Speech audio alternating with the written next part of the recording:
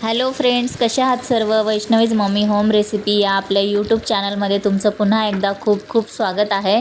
तर तुम्ही बघू शकता, मस्त असा बांगडा फ्राय करते आहे मी. खूप साध्या आणि सिंपल पद्धतीने मी हा बनवलेला आहे. तर तुमच्यासोबत पण शेअर करणार आहे. तर व्हिडिओ आवडला असेल तर व्हिडिओला लाईक, शेअर, सबस्क्राईब नक्की करा. आणि चॅनलवर नवीन आला असाल तर चॅनलला सबस्क्राईब करून ठेवा अशाच साध्या सिंपल रेसिपीसाठी. तर तुम्ही बघू शकता किती छानपैकी मासा मी तळलेला आहे. तुम्ही हा आहे ना चपाती भाकरीसोबत पण एन्जॉय करू शकता. तर खूप क्रिस्पी असा झालेला आहे. तर चला वेळ न घालवता आपण आता रेसिपीला सुरुवात करूया. इथे मी आहे ना स्वच्छ मासे धुवून घेतलेले आहेत. तुम्ही बघू शकता मस्त अशा पाण्यामध्ये व्यवस्थित असं धुवून घेतलेलं आहे. सर्व आतमधली घाण वगैरे सर्व काढलेले आहे. छानपैकी धुवून घ्यायचं मासे. जेवढं तुम्ही मासे व्यवस्थित धुवून घेता तेवढं आहे ना छान टेस्ट येते. त्यामध्ये आहे ना असं घाण काही ठेवायचं नाही आणि वास पण ठेवायचा नाही. व्यवस्थित मिक्स असं करून व्यवस्थित पाण्यामध्ये बुडून वगैरे छानपैकी धुवून घ्यायचं. हे बघा मी मस्त असे धुवून घेतलेले आहेत. अजिबात असं खाताना पण वास येणार नाही तुम्हाला. असं काही लोकांना आवडत नाही मासे.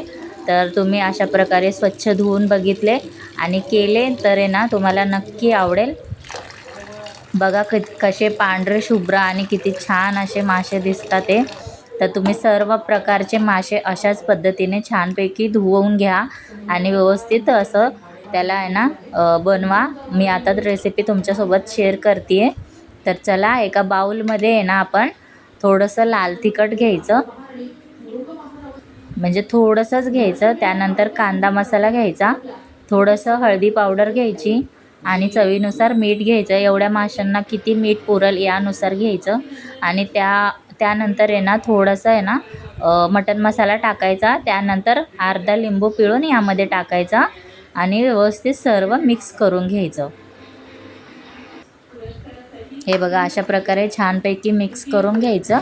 आणि आता या माशांवर आपण हे मसाला लावूया. जे चिरा पाडलेले आहेत त्यावर आपण हा मसाला लावायचा, त्यामध्ये टाकायचा असं मसाला. तुम्ही बघू शकता व्हिडिओमध्ये जसं दाखवते त्याच प्रकारे तुम्ही करा. आतून पण मासा खूप छान असा टेस्टी बनतो असं मसाला लावल्यामुळे. सर्व बाजूने व्यवस्थित मसाला लावून घ्यायचा. हे बघा आतल्या साईडने पण. आता सर्व माशांना मी मसाला लावून घेते. हे बघा सर्व लावून झालेला आहे. आता सर्व माशांना छानपैकी मसाला लावून झाल्याच्या नंतर याला आपण आहे ना रेस्ट करायला ठेवूया 15 ते 20 मिनिटं. तुम्ही फ्रीजमध्ये पण ठेवू शकता किंवा बाहेर असंच ठेवलं तरी पण चालेल. पण 10 ते 15 मिनटं तुम्ही नक्की ठेवा. तर त्यामुळे ना माशांना खूप छान टेस्ट येते. यामध्ये खूप मसाले वगैरे अब्झॉर्ब होतात. आता इकडे आपण आहे ना थोडासा रवा, बारीक रवा आणि डाळीचं पीठ घेतलेलं आहे. त्यामध्ये पण आपण थोडंसं लाल तिखट आणि हळदी पावडर आणि मीठ एवढंच टाकायचं. यामध्ये दुसरे 2 मसाले आपण आधी यूज केले होते ते नाही टाकायचे.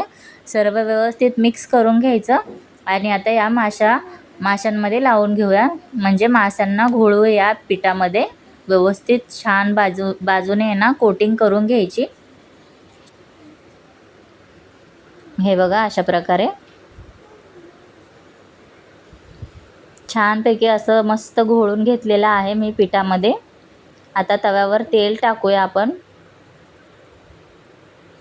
छानपैकी तवा गरम झाल्याच्या नंतर तेल टाका आणि आहे ना ते तवा आहे ना थोडासा बारीक गॅस ठेवा, म्हणजे मीडियम ठेवा. आणि त्यावर आहे ना असे मासे सोडून द्यायचे. एक एक करून मासे सोडायचे पिठामध्ये घोळून व्यवस्थित. हे बघू शकता किती छानपैकी आहे ना दिसतात ते मासे. हा बांगडा मासा आहे. खायला खूप टेस्टी लागतो. तुम्ही एकदा नक्की ट्राय करून बघा.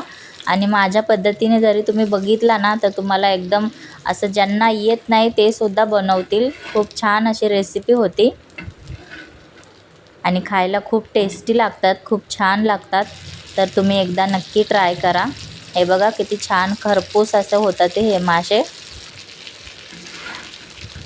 आता सर्व बाजूने व्यवस्थित मी आहे ना हे मासे आहे ना परतून घेते व्यवस्थित. हे बघा, बघू शकता किती छान असं तुटला पण नाही, व्यवस्थित असा खरपूस झालेला आहे मासा, तुम्ही बघू शकता. आता बाकीचे 2 आहेत ते पण मी तळून घेते. अजून थोडंसं तेल टाकलेलं आहे, थोडंसं तेल कमी पडलं होतं. जसं लागेल तसंच तेल तुम्ही टाका, जेणेकरून आहे ना जास्त तेल वाया जाणार नाही यासाठी. हे बघा, तुम्ही बघू शकता किती छानपैकी कलर आलेला आहे माशांना आणि खायला पण एकदम जबरदस्त लागतात. तुम्ही एकदा नक्की ट्राय करा, मी गॅरंटी देऊन सांगते.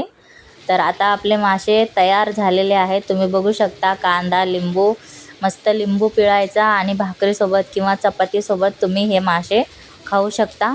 तर तुम्हाला ही बांगडा माशांची रेसिपी कशी वाटली कमेंट करून नक्की सांगा. लाईक, शेअर, सबस्क्राईब नक्की करा. Bye bye.